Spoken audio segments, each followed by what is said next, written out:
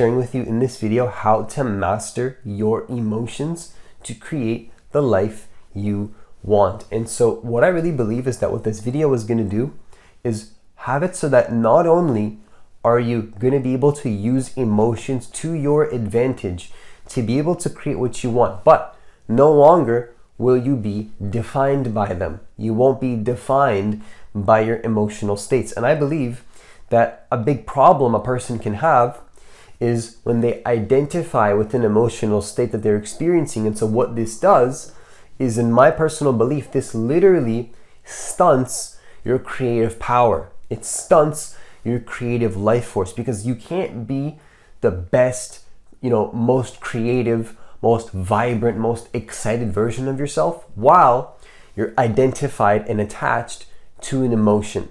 And so the first way to do this, the first way to master your emotions to create the life you want, is to have an understanding that simply emotions, one way to look at it at least, is energy in motion.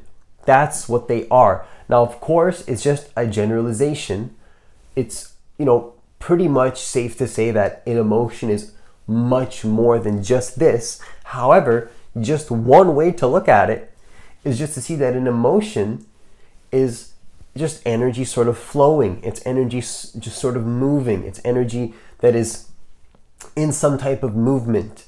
So with this in mind, if you look at it from the opposite perspective, where you maybe feel stuck in your life, maybe a person feels stagnated, maybe like they can't take action or they're not taking action and they don't know why things are feeling bad and why the things are the way that they are. But really, if you can start to see that energy in motion is really what an emotion is, what that's going to start to do is you can start to catch yourself when you're in this stagnated state. Maybe even when you're hypnotized and identified with your own emotion, you can maybe realize that you were doing this.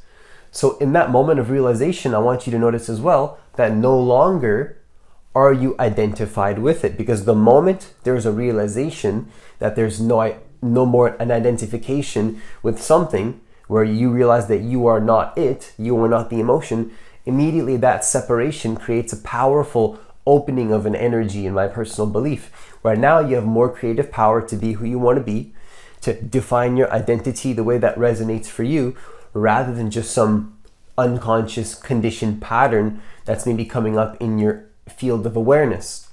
So which leads me to the second thing in this video, which is to have an understanding that really lack of motion is what creates stuck energy, a feeling of stuckness, a lack of motion. So on the one end, where emotions, what an emotion is energy in motion, a lack of motion, or maybe a lack of emotion, if you want to look at it. Now again, this is not a scientific thing, it's more of an energetic and spiritual explanation of what an emotion is. But of course, scientifically, cells are always vibrating as well if you want to connect it back, but that's not really the main focus of this video, is to understand that lack of motion and lack of emotion is stagnation, stuckness. Non-movement is sort of the opposite of what it means to be in a state of feeling an emotion. And I'm not saying that a feeling of density or a state of things going wrong or a state of things being heavy are necessarily less of an emotion. But I mean, like, if you want to honor sort of what I believe is the true essence of where life wants to go, where your natural excitement wants to take you, it's usually moving forward into your higher vision, moving forward into something better. I'm not discrediting guilt. I'm not discrediting shame.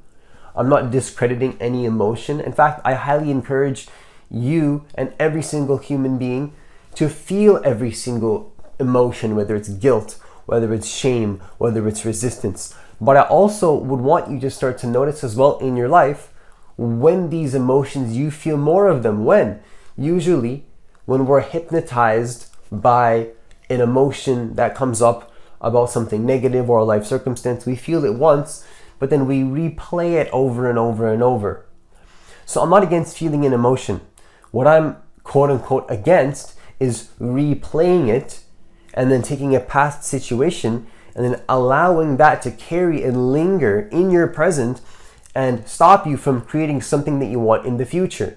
If something in the past is stopping you from creating, something in your life and stopping you from being who you want to be in the present, that's a problem.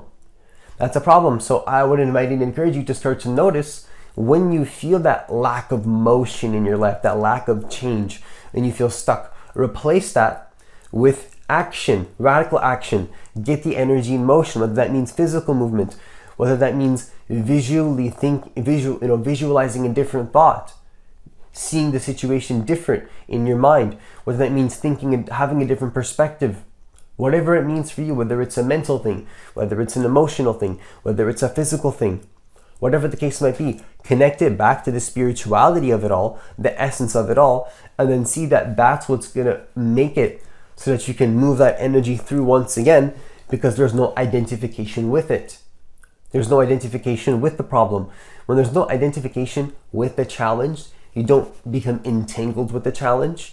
That's when you can become the person that you want to be, which leads me to the third and final thing that I want to share with you in this video, which is the third way in terms of how to master your emotions to create the life you want, is to be in a state of detachment.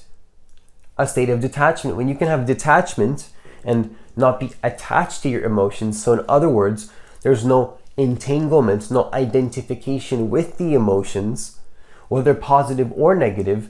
That's what, again, opens up creative power. Think about this. How are you going to be able to create the life that you want if you're attached to who you believe you are in this present moment? I'm not saying that you can't change who you believe you are. I'm not saying that you can't transform who you believe you are. But if there's an attachment, do you see how that's going to block all the other possibilities of all the other things you could be? If you think you know how it is, well then of course you know how it is. You're just going to get a reflection of you know how it is. Now if you're open-minded that there's other possibilities in a certain area, then you're going to be open-minded and see that there's possibilities in a certain area. You have to know in your life though where you need to have more structure, more boundaries, and know in your life as well where you need to be more open-minded. But through it all, detachment to the form level of things is what's going to make that so that you can have that mastery over your emotions. Because if there's always an entanglement with the emotion, if there's always an attachment to the emotion, I think that that's never going to lead to true mastery of your emotions, because you're attached to the character. If you're attached to the character, if you can't be sort of aware of the character, have that separation between the source of who you are and then the actual character itself, then what's happening is that there's always an attachment and identification with the character. Then there's no more possibility there. There's no creation there. There's no creative power there.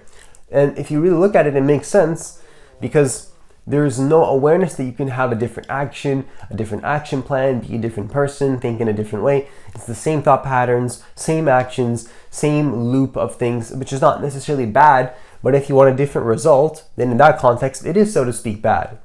If you want a better result, something different, something more tangible, something tangibly different in your life, oftentimes detaching spiritually and emotionally from something, not that you're not feeling the emotion fully, but there's no entanglement in it, that's what leads to you being able to create the life that you want and make it so that it's much easier to actually just be the person that you actually want to be, rather than the person that you believe that you have to be in your life.